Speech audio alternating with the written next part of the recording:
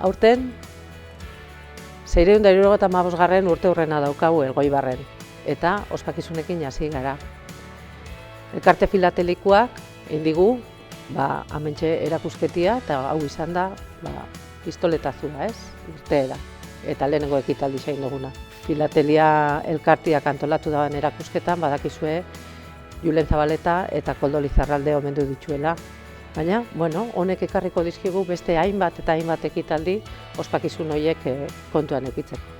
Hemendik aurrera ekitaldi pila bat egongo dira. Espero dut, danentzako gustokoak izatea, ero, behintzat, erakargarriak izatea. Ospakizun non, zorionak Elgoibarri, 675 urte, eta ospatu danok, aldo unean ondo. Zorionak Elgoibar.